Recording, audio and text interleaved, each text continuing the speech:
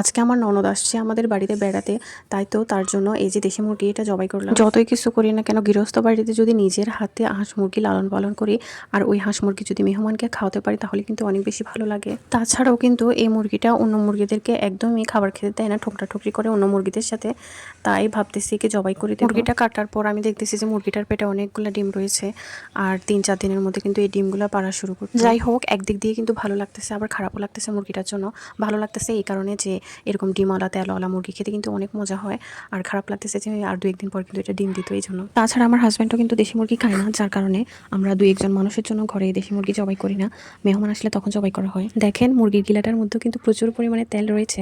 যে যাই ভাবুক কিংবা বলুক না কেন, আমার কিন্তু মুরগির এই গিলাটা খেতে অনেক বেশি মজা লাগে। তাছাড়া ডিম না পাড়াতে মুরগিটার মধ্যে কিন্তু প্রচুর পরিমাণে মাংস হয়েছে। তাছাড়াও ফ্রিজে রেখে খাওয়ার থেকে তরতাজা খেলে আমাদের কাছে কিন্তু অনেক বেশি মজা। দেখেন আমি কিন্তু গিলাটা সম্পূর্ণটাই রেখে দিয়েছি একদম বড় করে, অনেকে কিন্তু 2 ভাগ করে ফেলে, আমার কাছে এটি বেশি মজা লাগে তাই জন্য আমি পুরোটা রেখে দিয়েছি। যাই হোক, কুটা বাছাও শেষ, রান্নাও শেষ, এখন খাওয়ার পালা।